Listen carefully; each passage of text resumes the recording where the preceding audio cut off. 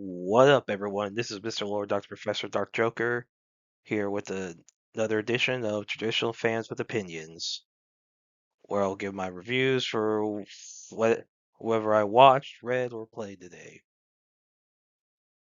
And who are Traditional Fans with Opinions? That is myself, and that is you, the viewers. With all that being said, on with the reviews. Landman, Season 2, Episode 9. So, in this episode, the offshore rig is about to launch. So Charlie, the guy Rebecca was screwing, basically he has to live at the rig for like 6 months. So he and Rebecca make up. I mean, it seems like they're gonna have like I guess kind of like a long distance relationship. Basically, Rebecca basically apologized, saying that Charlie was right about what he said, and she shouldn't have made it personal. And then, so Tommy talks with TL, before leaving, and basically says happy birthday, Merry Christmas, and whatever else other holidays require getting a gift. And so TL really enjoys his physical therapy with Cheyenne. And so during like a session, Cheyenne, whose real name is Penny, opens up about I guess some of her life. So I guess there's some now she is a stripper by trade, so who knows how much of that backstory is true. I mean, it's not out of the realm possibility for a stripper to lie about her backstory in order to get some extra money.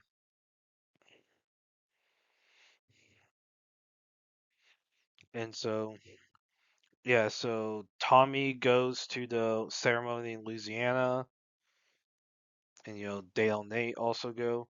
And so Cammy, like during the party to celebrate, pulls Tommy to the side, saying that basically asking him how he feels about the whole thing. Like if he feels like the thrill that she does about opening the rig. Tommy says no because obviously he's been against doing this rig since the beginning. I mean, Monty was against doing it when I guess when the whole contract stuff started, when it became apparent that basically I guess litigation was cheaper than was a better idea than doing the rig.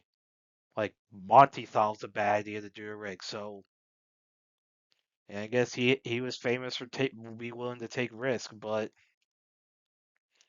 and that's and like Tommy's been against it. Basically, all the people who had basically been helping Monty run the company were telling Cammy, "Do not do this." I mean, Cammy being the boss made the final decision, but and then but basically it was like if we fail, we lose this freaking company, and so Cammy tells Tommy that she can't have the president of her company um be risk averse. So she fires him. Now, she does that after taking him to the party.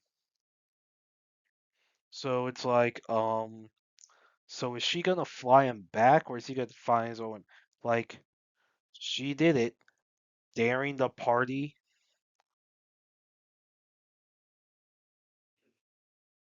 I mean, I just that just sounds like a bad idea because if you're gonna fire an employee at a party, you risk that employee saying, "Well, I'm already fired. I'll burn down this place with me." And basically make a scene at there, expose like basic. I mean, Tommy probably by his personality probably wouldn't do that, and Cammy knew that, but you don't risk that. That's just bad business. If you're gonna if Cammy was gonna fire Tommy, it should have been before or after, not not during the party.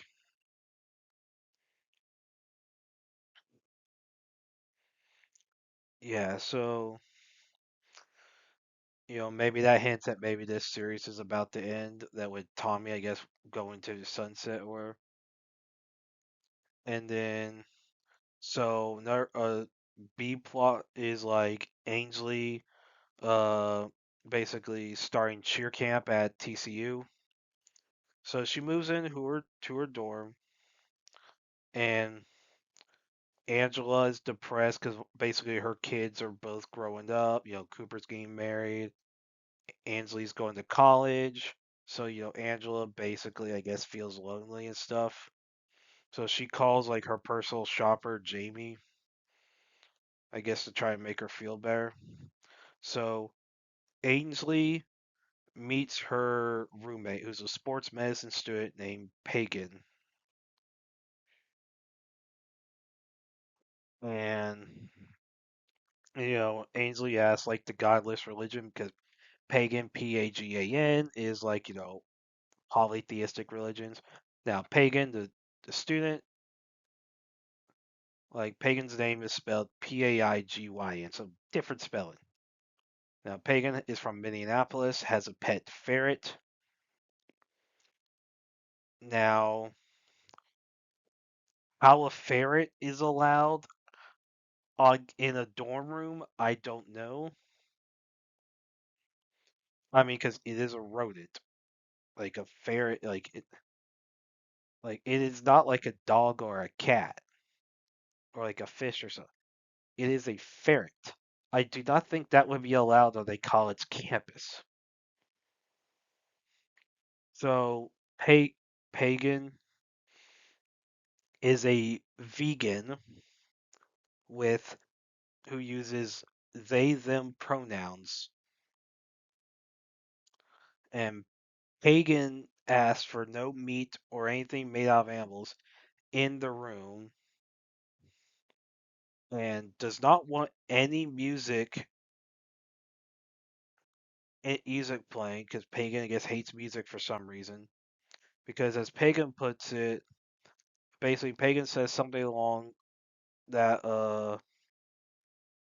like I need this to be a safe space, so I need my environment to support my mental health. Something along those lines. And basically so Ainsley's talking about this like oil thing. Basically, it can penetrate the skin. Pagan says that penetrate, like Angel was referring to like the oil or whatever penetrating the skin, like very obvious context. Pagan said that penetrating is a triggering word because Pagan claimed that it symbolizes some patriarchy thing about dicks. And Ainsley's like, that's not a like Ainsley gets annoyed, like basically by the whole stuff about pronouns, what like triggering words, whatever. So Ainsley goes to Greta's office. Greta, the admissions counselor from the previous episode, asks to basically change room, like change dorms, and Ainsley, her personality. I mean, she can rub some people the wrong way, and Greta, who you know I'm guessing, like, based on what little we have seen of Greta, Greta is probably very liberal. I mean, obviously, Pagan's very liberal now, and Greta, so Greta's probably liberal. Basically, Greta tells Ainsley to just talk things out with her roommate, and basically she says act like an adult, like it says on your driver's license. Like now, okay, a driver's license doesn't physically say someone's an adult, and I guess Ainsley says that when she calls Angela. Now, the thing is, the driver's license gives the birthday, so the birth year will say, okay, this person's an adult, like just by simple math. Anyway, so when Greta refuses to move Ainsley, Ainsley calls Angela. Angela, who is already in a emotional distress or whatever, storms into Greta's office, threatens to basically cause problems for her, and so asks for Ainsley to be given an exemption from dorms. And Greta says that can only be through medical center. So Angela says allergies. Greta agrees to let that happen, to let Ainsley just live in an apartment or something, not in a dorm due to allergies. I mean, honestly, I think Greta just doesn't want to deal with Angela and probably doesn't want to deal with any future complaints from Ainsley. I mean, whatever anyone's opinions about like Ainsley, Angela, like Greta, Pagan, whatever about any of them or any of their views and stuff. I mean, I wouldn't want to deal with it. I wouldn't want to deal with any of that. Like if and so Angela books Ainsley a hotel for the week, with the luxury hotel, luxury hotel with a pool, and so she moves, so she and Angela and Angela move stuff out of the dorm room, and I guess Pagan's still there, and Pagan basically like to meditate and so like basically basically Angela moves stuff out, saying they're going to basically Angela recommends for Ainsley to invite the other cheerleaders to the pool for like a little pool party or whatever. And I guess Pagan hears a mention about that, and then basically they basically say Ainsley and Angela tell Pagan that due to Pagan's personality, Pagan probably would enjoy due like there being music and stuff, and basically Peggy's just a Debbie Downer. I mean, and so when they at during the pool bar, they do discuss Pagan and say that basically Pagan's like Angela says that Pagan has issues, and then Pagan blames other people for those issues, and that basically needs to Pagan needs to deal with you know some things you know personally, not at ask everyone else to basically make things more comfortable for you know whatever. Which I mean, I'm not gonna get into the weeds of how all that stuff is. I mean, but I'm not gonna get into the moral stuff, political stuff with that. But basically, it's I think a lot of stuff is meant to be played for laughs. Like I think that's what the purpose is trying to be played for laughs. I would say if you're gonna do that, I would say have South Park when it was good. Well, South Park's generally usually good, but South Park whenever it gets into some spicy stuff, like some very controversial stuff, and when they use it for jokes, South Park is historically smart about it. In how basically they would be able to set up the jokes. I think the scenes with Pagan and Ainsley, I think they should have done better at setting up some jokes. I think that's what they were trying to make it funny, but I don't think there was any good. I don't think it was funny. There wasn't enough setup for jokes. I feel you could get a lot of really funny humor in there. But I mean, I think it's generally the Ainsley Angela B plots are usually some of the weaker stuff. That is standard for Landman. So obviously it's the weaker part of this episode. And so then you get to Cooper stuff. So Cooper, he and Boss has some disagreements during when they're drilling. So Boss, was Cooper's boss when Cooper started out back in season one, and then Cooper's now like a landman. And so, Cooper's a little more reckless, so he probably would agree with Cammy. He's more likely to side with Cammy than Tommy is regarding the offshore thing. I mean, Cooper probably would now if Cooper had to choose between Cammy and Tommy in that argument, he probably would choose Tommy because that's his father. But Cooper would be willing to be a little reckless in regarding that, like Cammy is. So that could, which that could lead, if we do get a third season, that could lead to an interesting dynamic. Anyway, so Ariana, at the bar, at the Patch Cafe, um, she like basically walks out to the back, rounders out, and then the guy who like was banned from the cafe in the previous episode for like basically harassing her and stuff confronts her. That guy confronts her. Basically, he calls her name. I mean, I can't remember what the. I mean, I'm not gonna repeat the name. Then he attacks her and tries to violate her. Cooper, he arrives at the cafe, asks where Ariana is, and basically, so the guys tell him that she's in the back. He's not aware of what's going on. He sees that guy trying to violate Ariana. He rips him off of her and basically starts beating the crap out of him. Like he beats him near death. Like the guy's alive, but he is beaten bad. Like if Ariana didn't yell for Cooper to stop, Cooper probably would have killed the guy. So some of the other guys come out, they see what happened, and then they see what happened. Then they see like Ariana like some of her clothes were off, so they put two and two together what had happened. And so the guy says basically can't move or can't root where Ariana kicks him. And the thing is Cooper stops like beat him before because Ariana tells him don't go to prison for that piece of crap. And so other guys there they say keep this guy here, let's get the cops here.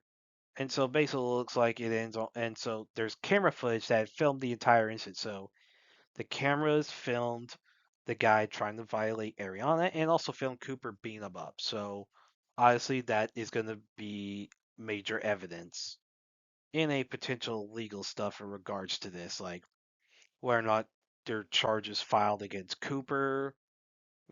Obviously I think charges will be filed against that guy because they should be.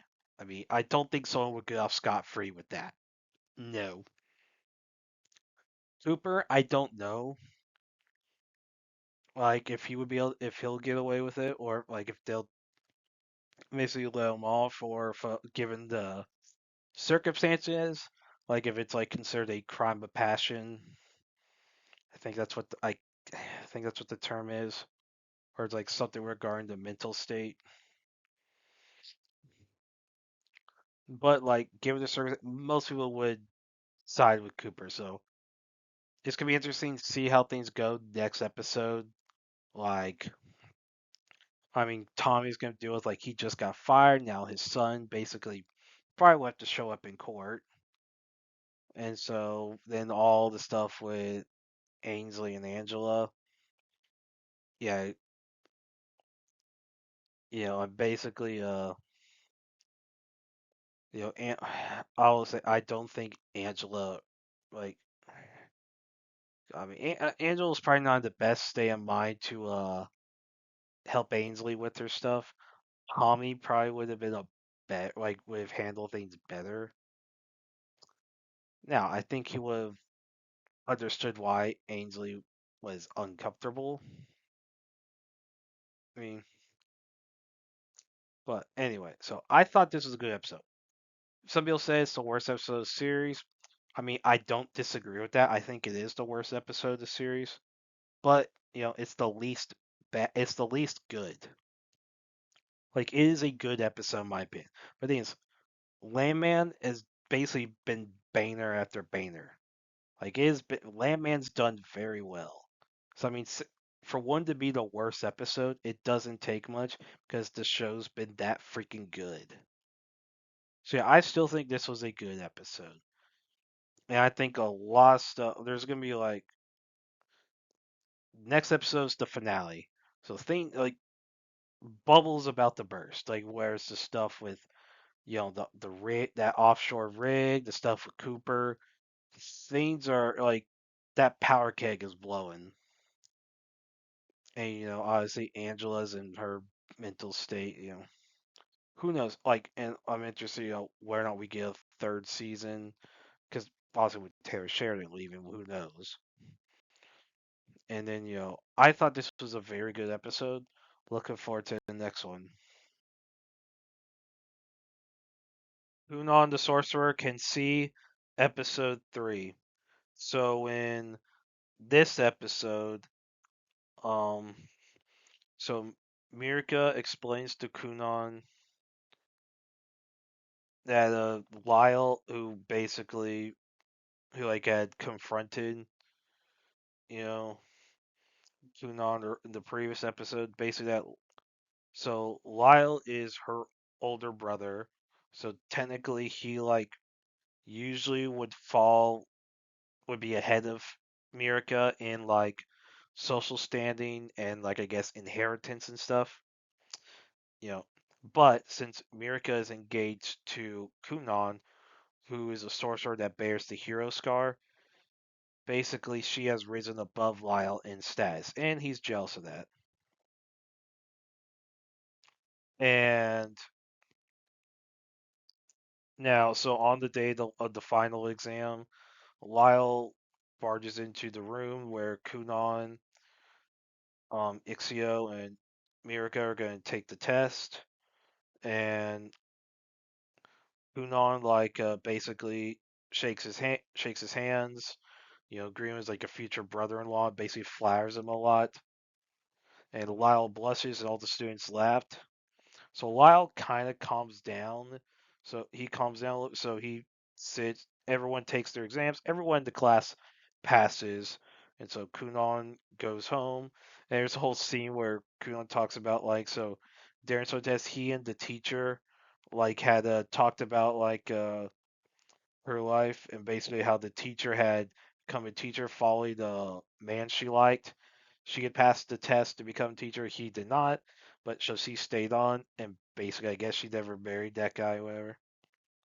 And so when Hunan Ixio leave, Hunan yells to the teacher, "Hey, if you're looking for a boyfriend, my brother's single." And so looks like when after Kunon and Ixio leave, you see Lyle looking down upon him. Looks like he kind of respects Kunon more, and so basically, so Genie and Kunon have a final lesson where Kunon shows he can transform the water bubbles into like animals that move. Jeannie says that she has nothing left that she's been trying to find various stuff to try teach Kunon, and Kunon says that he enjoyed that he enjoyed he says all her little tricks. It basically showed him how vast magic can be. Now Jeannie doesn't like that they're called little tricks, but she says that Kunon, if you want, like basically that Kunon has already surpassed her as a sorcerer, and that he needs a better sorcerer to teach him. And basically she decides to prove herself so that for whenever she and Kunon meet each other again.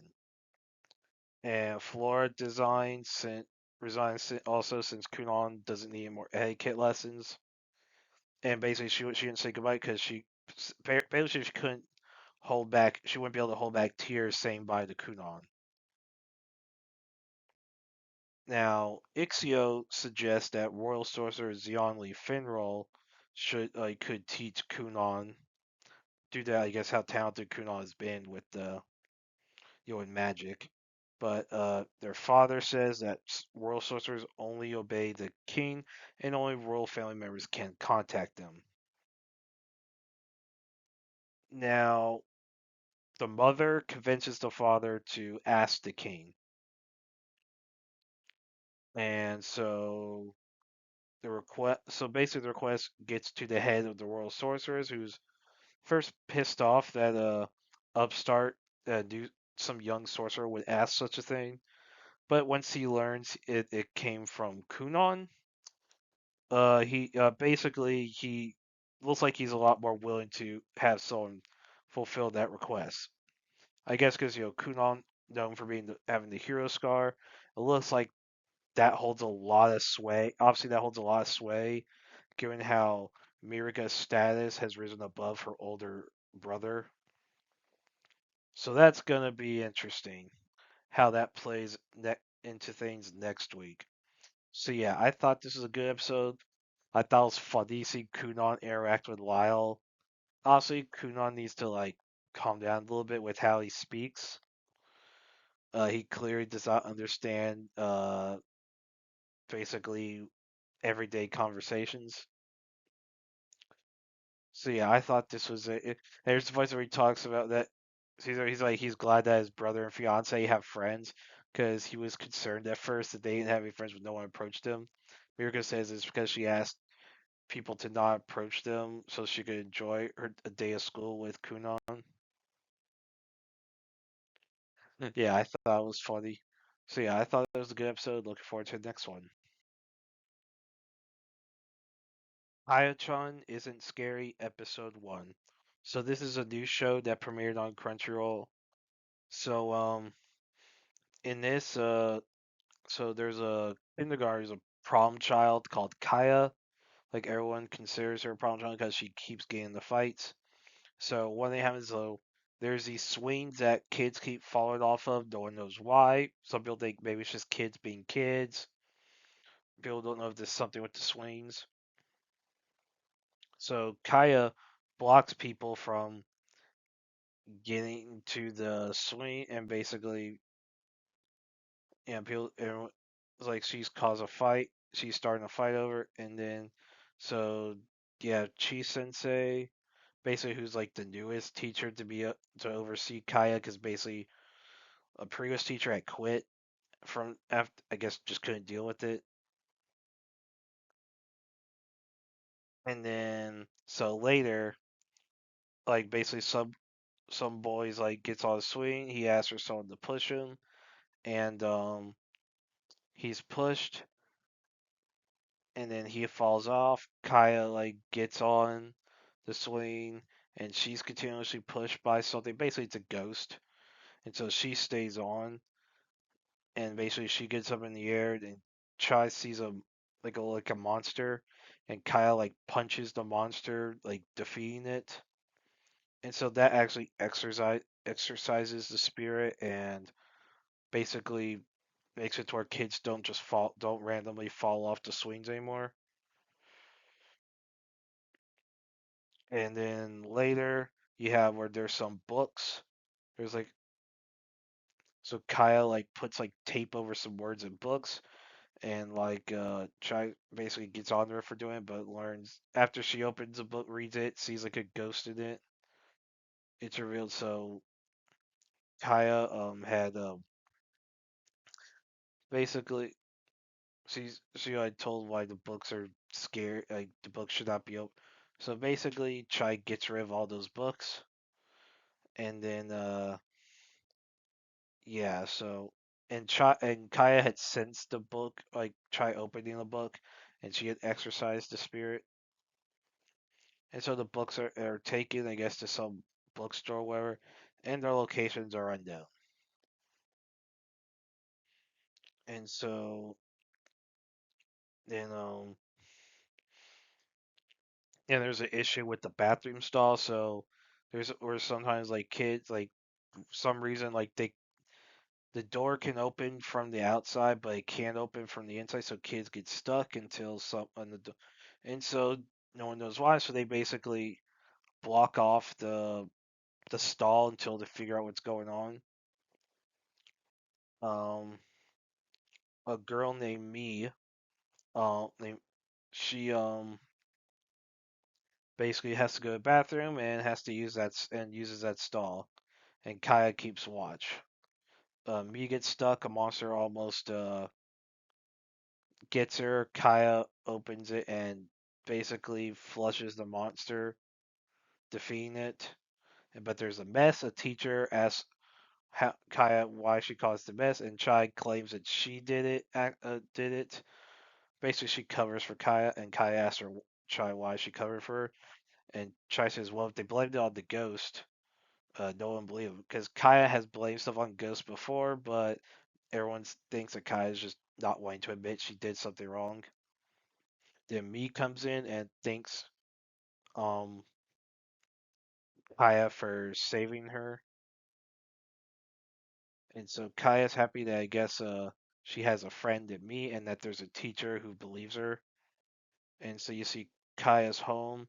So one time she leaves, her father always drops her off and picks her up. So and then so you see like when she's leaving the house one time, you see her look into a dark window, and then when she comes back, she goes upstairs. Her father tells her don't go upstairs, and she opens the mother's door. There's like a spear in there, and you see like narration of Kaya knowing that there was a monster she could not beat, even though she's like the strongest sidekick or whatever. So yeah, so obviously that's looks like to be the big bad is whoever ghost is haunting her mother, and yeah, so and who knows if the father and I guess basically Kaiser only knows about it, so maybe her father is probably not even aware of it. So yeah, I thought this was a good episode, good start. So it was kind of funny seeing like a kindergartner beat up ghosts. Like I thought it was funny. Like it's a so it's like how the whole bit is like how Kyle like everyone sees her palm child, but she's actually just trying to protect the kids. She's just a sweet little girl. So yeah, I thought this was a it was an interesting premise. like I thought it was funny. So you have the school's haunted by ghosts. It looks like the entire area is just town, whatever, is just haunted by ghosts. Because Kaya, I guess, tries to maneuver her father some ways to where she could basically save her father from ghosts. But yeah, I thought this was a good episode. Looking forward to the next one. Oedo Fire Slayer: The Legend of Phoenix, Episode 1. So this is an adaptation of Hikui Dori, which is the first novel in the Ushiboro Tobigumi series, and there's a manga adaptation of that novel as well. So, yeah, so now why they're calling it Oedo Fire Slayer, don't know. I don't know why they just call it Hikui Dori or the series name. Anyway, so yeah, so in this episode, like basically you see there's like these samurai that can like cut flames, like they basically help put basically it's a firefighting show set in like years ago, like basically in in Japan, like before like before I guess firefight like technology and stuff. So the main character is Matsunaga Gingo. Basically, he's called the fire-eating bird, and so yeah, so in this one, so he joins the group in order to like basically you have a threat of things called foxfires, which hint at arson problem in Edo. And so yeah, so basically the joins the front lines of the fire slayers when his wife Miyuki encourages him. So Gingo starts like assembling a team, called the Ragged Fire Slayers, and basically he so it looks like you have this arsonist named Kitchen Nebi.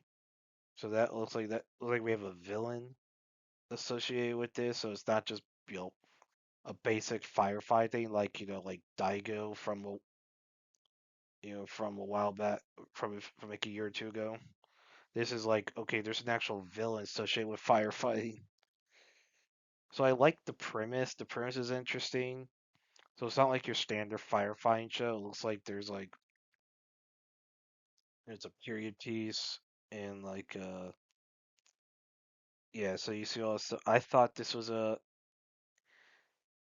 interesting you know idea. Obviously the 3D animation it's a little off-putting times. It's not completely terrible. But yeah, I thought this was a decent premiere. You know, I'm interested in this premise, seeing how it goes. I mean, who like it looks like it could be interesting. I don't know, but it's interesting enough to where I'll watch I'll watch the next episode. Hell's Paradise season 2 episode 1. So, in this episode continue on from the last episode, so Gabimaru is like, he's been weakened from overusing Tau, and so he's losing his memories, and he's basically reverted to how he was in Iwagakure village, where like basically he was a ruthless assassin. So Gabimaru's group comes across the Oza brothers, and Gabimaru fights Chobe, who had started transformation due to like how he was like his body integrated with the Tau of the island. So he was like becoming infected by the island. So Gabimaru like fights him. He basically so he uses his like firepower or whatever to like take down Chobe. And then you have so there's some new executioners that arrive at the island. So you have Yamada, Asemon, Shugen, and Jika. So it looks like the fight is about to escalate with obviously over the elixir. And like dude, I thought this was a good episode. Like how they should do Gabimaru just going insane. Like I and honestly you have all the stuff going down. Like everyone's trying to figure out who's gonna get the like who's gonna get the elixir, who's gonna get like who's gonna live because obviously remember only one of the criminals can will live basically as long as their respective samurai's alive and as long as like they retrieve the elixir obviously so this is definitely gonna be interesting like this season how they handle everything. So yeah, I thought this was a good episode. Like I thought it was great. Like it's nice to have this show back because season 1 was holy crap. Holy crap, season 1 was so good. So yeah, I thought this was a very good episode. Looking forward to the next one. And that's it. Did y'all like the stuff I reviewed? And if you have your own opinions about all that, you can put all that in the comments. Thank you for watching, and like, subscribe, and all that. And look forward to the next video.